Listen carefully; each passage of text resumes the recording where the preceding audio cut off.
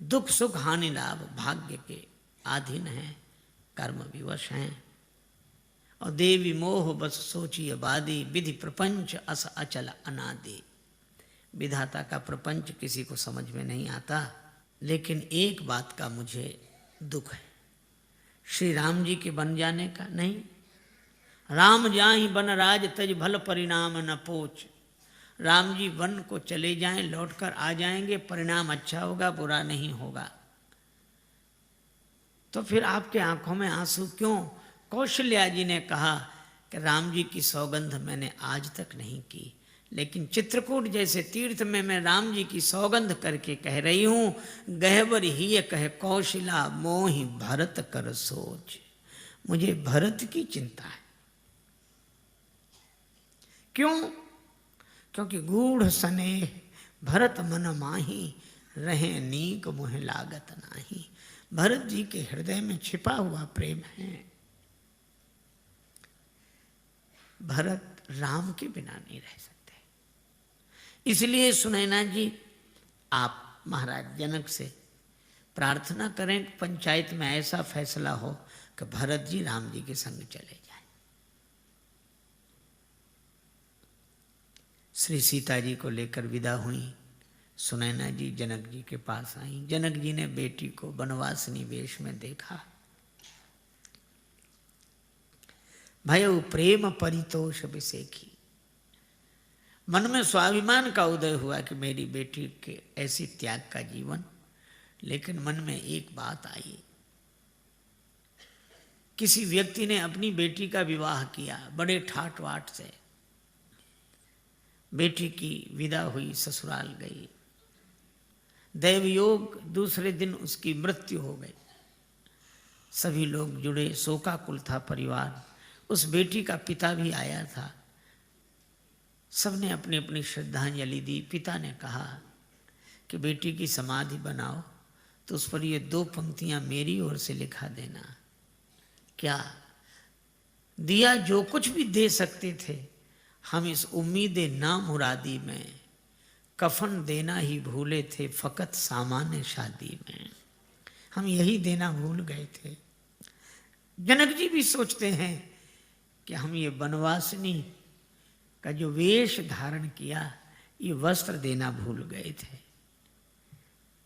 श्री जानकी जी की ओर देखकर कहा, पुत्र पवित्र किए कुल दो। दोनों कुलों को पवित्र किया बेटी। श्री जानकी जी माता से विनय करके लौटकर अपने शिविर में आ गई। जनक जी से मां सुनैना ने कहा जो कौशल्या जी ने कहा था। जनक जी उठकर बैठ गए। देवी, धर्म राजनीति ब्रह्म विचार अत्यंत जटिल विषय है। धर्म के बारे में निर्णय करना कठिन। किम कर्म किम अकर्मेति कवयो अप्यत्र मोहिता। बड़े बड़े बुद्धिमान मोहित होते हैं। और राजनीति, कुछ भी निर्णय पूर्वक कहना कठिन होता है। और ब्रह्म विचार वेदांत, वेदांत तो अकथ का कथ्य है। जो नहीं कहा जा सकता उसको ही कहा जा रहा है। कितना कठिन। पर श्री जनक जी कहते हैं, इन तीनों विषयों में मेरा अधिकार है, पर मेरी ऐसी सूक्ष्म बुद्धि भी सोमति मोर भरत महिमा ही कहे काह छुअ सकत न छाही। ऐसी मेरी बुद्धि भरत जी की महिमा क्या कहेगी, उनकी परीक्षाएं भी नहीं छू सकती। भरत जी के गुण तो एक ही हैं जो जानते हैं, वे हैं श्री राम। भरत महामहिमा सुन रानी, जानहि राम न सकहि बखानी। पर भरत कथा भवबंध विमोचनी। पूरी रात यही चर्चा करते रहे। इधर श्री भरत सब सो रहे हैं, पर 2 भाई जाग रहे हैं। एक नेम के कारण, एक प्रेम के कारण, एक राम जी के चिंतन में, एक राम जी की चिंता में। एक सजग लोचन है, एक सजल लोचन है। नेम के कारण जाग रहे हैं श्री लक्ष्मण, और प्रेम के कारण जाग रहे हैं श्री भरत। लक्ष्मण जी राम जी के चिंतन में जाग रहे हैं, भरत जी राम जी की चिंता में जाग रहे हैं, नींद नहीं आती। श्री भरत यही सोचते हैं कि ही विधि हो ये राम अभिषेको, मोहि अवकलत उपावन एको। मुझे कोई उपाय समझ में नहीं आता। अहो अहो इस शिला खंड पर बैठा कौन तपोधन, एकटक रहा निहार गगन को करता अश्रु विसर्जन। मन में एक बात आई, माता कौशल्या के कहने से राम जी लौट जाएंगे। मैं मां कौशल्या से ही कहूंगा। मन में हर्ष की लहर उठी, लेकिन फिर विषाद आ गया।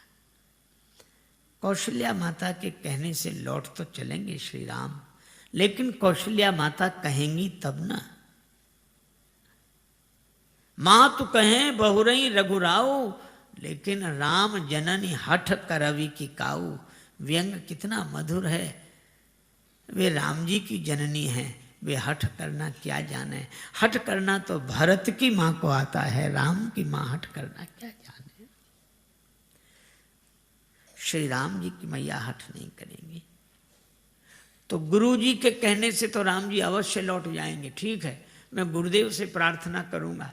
फिर हर्ष, लेकिन लगा कि बात बनेगी नहीं। मुनि पुनि कहो राम रुचि जानी। राम जी का जैसा रुख देखेंगे गुरु जी वैसे ही बोलेंगे। उनका तो एक ही है, न गलत चाहता हूं न सही चाहता हूं, जो तुम चाहते हो मैं वही चाहता हूं। प्रभु तेरी हां में मेरी भी हां है, और तुम्हारी नहीं मैं नहीं चाहता हूं। अच्छा भरत तुम ही क्यों नहीं कहते? मैं कहूंगा, क्या कह पाऊंगा? मैंने आज तक राम जी की ओर मुख उठाकर देखा नहीं है। दर्शन तृपित न आज लगी प्रेम प्यासे, नयन मेरे नेत्र भगवत दर्शन से कभी तृप्त नहीं हुए। और अगर मैं हट करूं तो मैं तो सेवक हूं, सेवक का धर्म चला जाएगा। जो हट करूं तो निपट कुकर्मो, हर गिरते गुरु सेवक धर्मो। करके नजरे इनायत वो आए, मगर क्या कहें यार हमको। उसी वक्त पर अपने ऐबों गुनाहों की याद आ गई, इसलिए उनसे नजरें मिला ना सके। मैं कैसे कहूंगा? पूरी रात बीत गई, एक जुगति न मन ठहरानी। सोचत भरत ही रहे न बिहानी। सवेरे गुरुदेव के पास आए, प्रणाम किया। गुरुदेव ने कहा कि भरत, मुझे तुमसे एक बात कहनी थी। क्या? श्री सीताराम अयोध्या लौट जाएंगे, पर एक शर्त है, तुम दोनों भाई वन को चले जाओ। गुरुजी ने ये शर्त बहुत सोच समझ के रखी थी। भरत जी राम जी के बिना रह नहीं सकेंगे, और शर्त ऐसी रखो जिसमें राम जी के बिना रहना हो। तो भरत जी कहेंगे गुरु जी ये कैसे हो सकता है? तो मैं कहूंगा फिर राम जी कैसे लौट सकते हैं? लेकिन जब गुरु जी ने कहा कि तुम दोनों भाई वन में चले जाओ, सुनत बचन पुलके दो भ्राता। दोनों भाई पुलकित हो गए, भे प्रमोद परिपूर्ण गाता। भरत जी ने गुरुदेव के चरणों में प्रणाम करते हुए कहा, गुरुदेव क्या इतनी छोटी सी शर्त पर श्री राम अयोध्या लौट जाएंगे? मेरे सीताराम अयोध्या लौट जाएंगे? गुरु जी ने कहा कि भरत ये छोटी शर्त नहीं है, राम जी के बिना 14 वर्ष रहना है। भरत जी ने कहा कि गुरुदेव मेरे सीताराम सिंहासनासीन हो जाएं तो 14 वर्ष की कौन कहे। मैं आपके चरणों की सौगंध करके कहता हूं, कानन करऊं जन्म भरी वास। मैं जीवन भर वन में रह सकता हूं। अरे फिर तुम्हें राम जी नहीं मिलेंगे, न मिले, पर यही क्या कम है कि मेरे कान सुनते रहेंगे कि मेरे राम जी राजा हैं, प्रसन्न हैं, आनंद में हैं। वशिष्ठ जी फिर बोल नहीं सके। तत्सुख सुखित्व का ऐसा उदाहरण और कहां। महा महिमा जल राशि, मुनिमत ठाण तीर अबलासी। पंचायत में आए। श्री राम जी ने देखा जनक जी विराजमान हैं, वशिष्ठ जी विराजमान हैं, भरत जी हैं, सब सभा है। राम जी ने कहा कि गुरुदेव निर्णय कर दें। गुरु जी ने कहा कि मैं निर्णय नहीं कर सकता, भरत भगति बस भई मति मोरी। मेरी बुद्धि तो भरत जी की भक्ति के बस में हो गई। भरत स्नेह विचार न राखा, तो आप कुछ तो कहें। गुरुदेव ने कहा मोरे जान भरत रुचि राखी, जो कीजिए सो शुभ स्यो साखे। राम तुम ही कुछ फैसला करो। राम जी ने कहा गुरुदेव विद्यमान आपुनि मिथिलेशु, मोर कहव सब भांति भदेशु। आप बैठे महाराज जनक बैठे, मेरा बोलना भद्दा लगेगा। 2 पंच चुन लिए। गूढ़ स्नेह भरत मन माही, और जनक जी जाहि राम पद गूढ़ स्नेहु। भरत जी के पंच जनक जी, और राम जी की ओर से पंच श्री वशिष्ठ जी।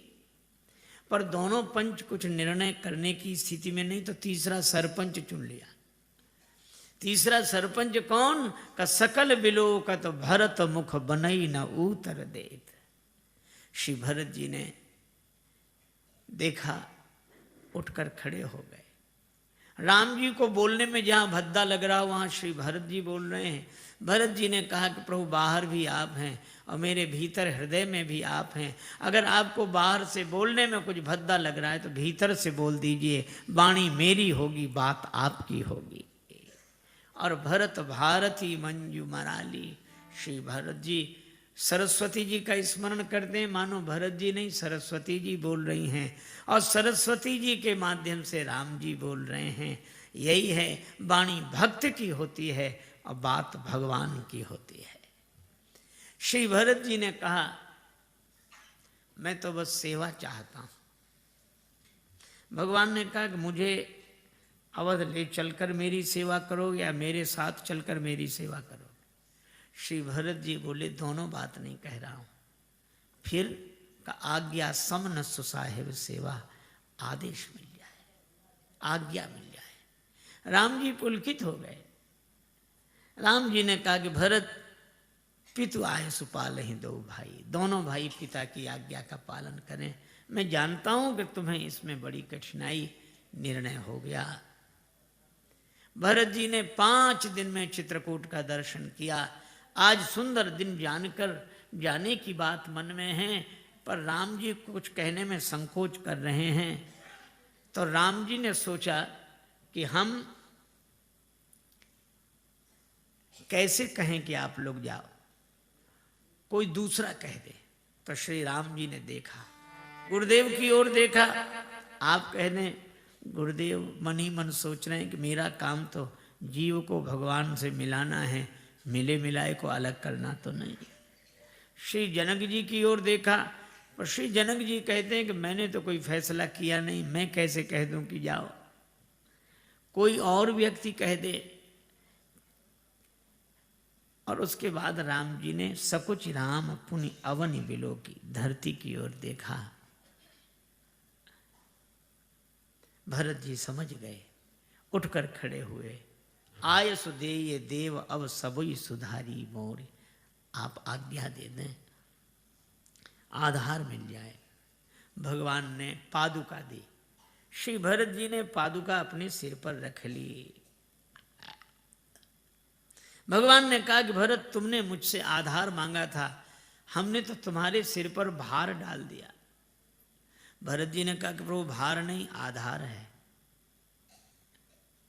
आधार कहीं सिर पर रखा जाता है? हाँ प्रभु। कब का सिर पर ज्यादा भार आ जाए तो आधार सिर पर ही रखना होता है। लोगों ने मेरे सिर पर अयोध्या का भार डाल दिया, आपने पादुका दे दी। अब राज्य का भार उठाने का आधार मिल गया। अब वो राज्य का भार जो मेरे सिर पर था आज से पादुका पर रहेगा। सिर पर लोग कुछ सामान रखना हो तो पगड़ी का आधार रख लेते हैं, इसी तरह राज्य का भार सिर पर था, आपने पादुका दी, अब पादुका के आधार पर राज्य का भार रहेगा। भरत वो तो ठीक है, पर पादुका किसकी है?